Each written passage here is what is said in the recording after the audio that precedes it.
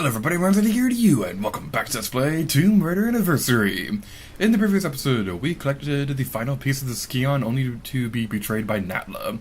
And in today's episode, we'll be going through the first level in the final part of the game, Natla's Mines. And starting off this level, the Lava Kami. If there's a waterfall, there's something behind it.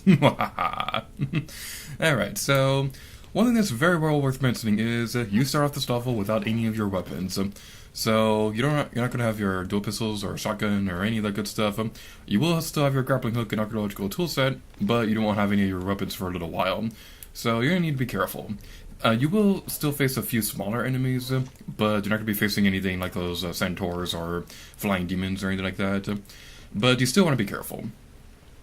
So what you want to do, you want to use the rope to swing over here, so we can go into that cavern over there. Also, you want to remember this area for a little bit later in the level. You don't technically need to backtrack at all, but if you want to go for all the rewards in this level, you want to backtrack to that area at some point in the near future. Just not right now, because we really can't do anything more in that area. But as we go through this cavern, we'll be getting into the main part of this level. So there's this giant building over here that we can go investigate real quick. So if we go up this staircase, you can see there are some fuse boxes missing from this area. Red, green, and blue. I'm sure there's a Pokemon reference in there somewhere. But we go down here, and we're going to be facing some rats in a moment. You can't do anything about them right now, but they're just there to inconvenience you. There weren't any rats in the original game, so I don't know why they added them in Anniversary. But we can pick up a red fuse box, so we're making progress. Alright, so one thing I want to say right now is I'm not going to be demonstrating too many differences between this game and the original for this level in particular. There will be a few things here and there, but that's not going to be like the major focus of these videos for a little bit. So now that we have the first red fuse box, we can go over here and activate it.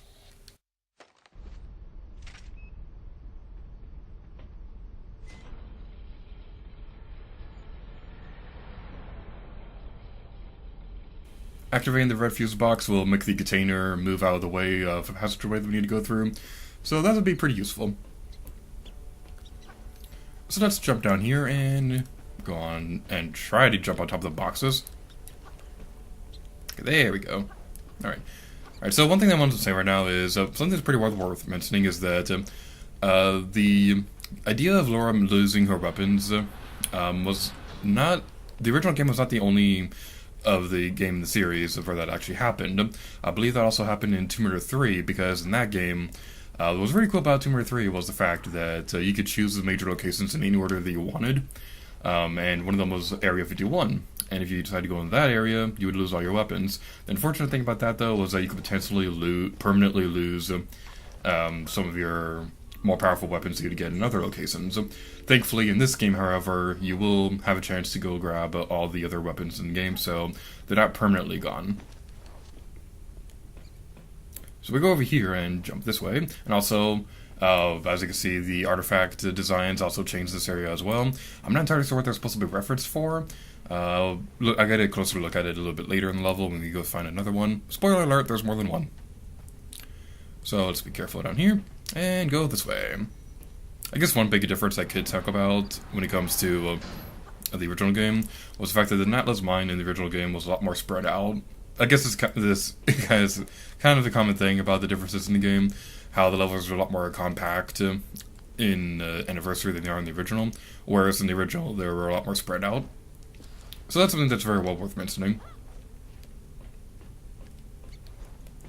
And then we go over here, and something else that's pretty well worth mentioning is this area. Now, I kind of criticized the pickaxe puzzles a little bit earlier in the series, but I gotta say, I'm honestly pretty impressed that they went to the effort to make this one right here look more metallic. They could have very easily been lazy and make it look like a rock work like they did with the other ones, but no, they actually made it look metallic and blend into the environment. It's pretty cool. So now we have a green fuse, so we have 2 down, and we have 1 more to go. Luckily, I remember exactly what the third one is, because I know everything. Seeing the red, green, and blue fuse boxes, it's honestly making me think of Pokemon, but I don't know what it could be a reference to. It's obviously not a reference, it's just me being silly. But, well, I guess it could be a Gen 3. Like, the red could be, like, Ruby, Sapphire. Yes! Yes, that's the reference I'm looking for. It's a reference to Ruby, Sapphire, and Emerald. That is clearly what it's supposed to be. No, it's not. I doubt they ever are gonna have any Pokemon references in a Tomb Raider game. So we go over here and activate the green. Excuse me. You have to put the green fuse box into the thing before pushing the button. There we go.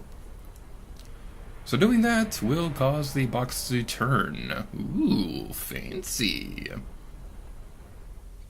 Now, I don't think we have to press the red button again.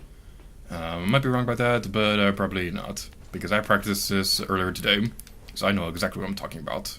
Hopefully, maybe. Yeah, we need to press the red button again. Hey, remember that time that I said that I practiced for this video? Oh boy. So yeah, you can activate the buttons multiple times, so that's kind of worth mentioning. The objective of getting the fuse boxes, I believe, was also the same in the original game. It's worth mentioning right now that I didn't record the footage for the original games at the time that I'm recording this video. Excuse me! You're supposed to grab onto the ledge. Okay, as I was trying to say, I haven't recorded the footage for the original games at the time that I'm recording the main footage for this video. So I'm not entirely sure how much footage I'm going to be recording for those games. Just letting you guys know right now. We go over here and we can see like a little view of this room, but we want to backtrack and go down this hallway. Normally when I'm recording the footage for the original games, what I usually do is I record the main levels first, and then I make notes of what I talk about when I'm comparing stuff to the original game, and then I record that footage. Hopefully that makes sense to some of you. But anyway, now we want to go down here, because the final fuse box is hiding somewhere. It's hiding behind another pickaxe wall. Obviously, if you're playing on the non-Wii version of this game, this is going to be hiding out in the open, but on the Wii version, it's hiding behind a pickaxe wall, so it's pretty interesting. Again, I really appreciate the fact that they added new content to the Wii version, because so many third-party games out there like remove stuff from the Nintendo version of the game. But not Tomb Raider Anniversary, so ha! And something kind of funny is if you try jumping on this thing, okay, it didn't happen right there, I'm going to try one more time. But something funny about this one is it could be a little bit buggy. I mean, yep, right there. It could be a little bit buggy with Laura trying to grab onto that one. At one point, I believe she even went skyrocketing upwards. And it was pretty funny. It's nothing game-breaking or anything like that, but still a pretty funny glitch nonetheless. Alright, so we gotta wait for this super shiny object to go around. It's kind of distracting how this one piece of machinery is a lot brighter than the other ones. I get that they probably did that to make it obvious that, hey, you can climb onto this thing and not the other ones, but still, it's a little bit distracting. So we can spin around and jump. My voice commands the game.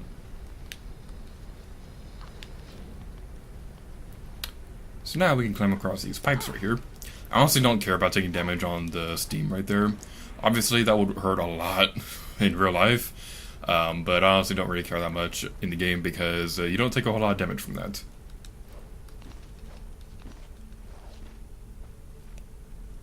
Alright, so let's jump back over here. And now that we have the final fuse box, we can head back to the main part of this level and completely activate the machine to continue our path of destiny. There's a great camera angle. Not that I'm complaining.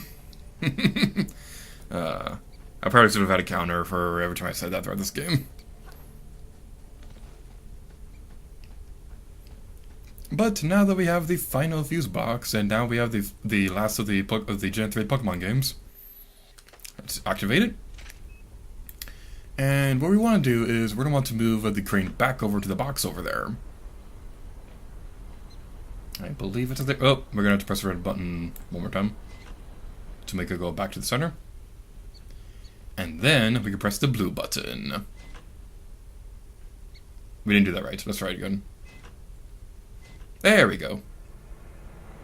Destroy the building.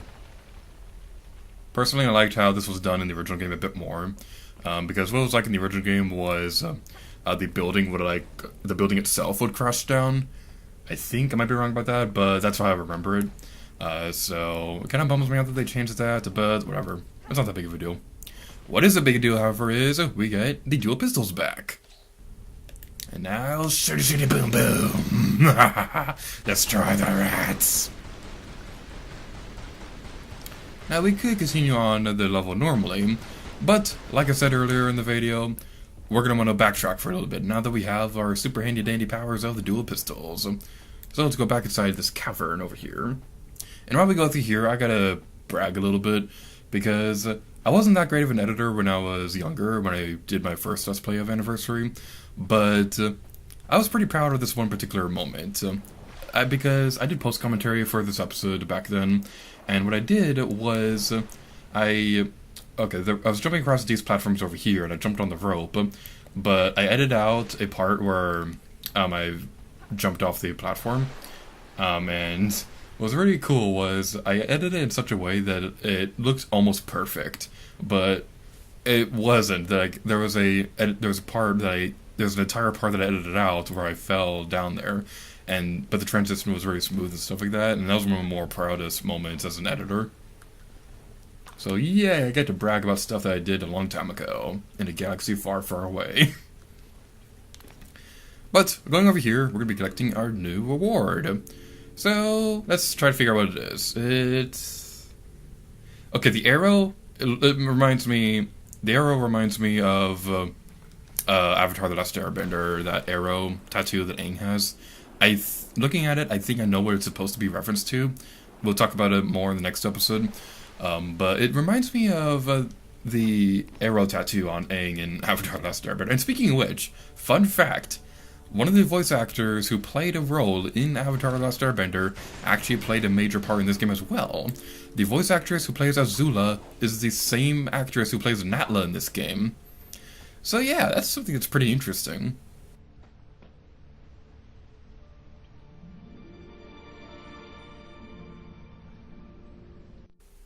The Chalice of Torment.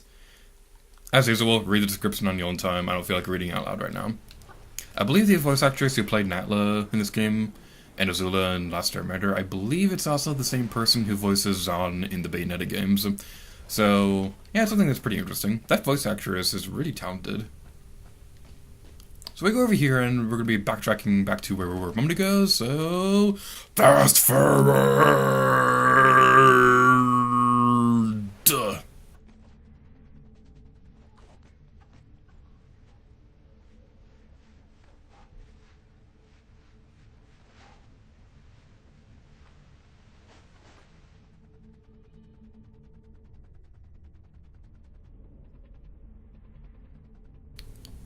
Now that we've taken care of that, let's go over here and activate this thingy. But first, let's destroy this area over here. All shall fear my mustache. So what we want to do, we want to jump across here. Now that we've destroyed the windows, we can go over here and activate this thingy.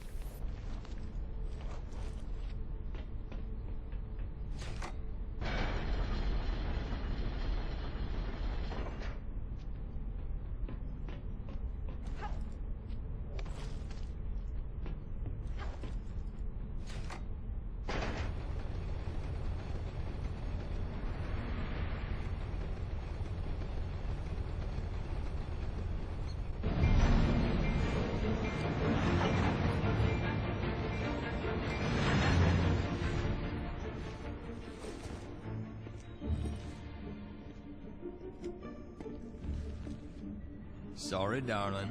This is the end of the line. Just hand it over, Larson. This has nothing to do with you. What's it got to do with you? The Scion belongs to Natla. Face it, you got no business here. I don't have time for this. Get out of the way, or you die. What you gonna do, shoot me? Come on, Lyra. I just work here. Now, I know how bad you want this, but I can't let you pass. And we both know you're not gonna kill me for it.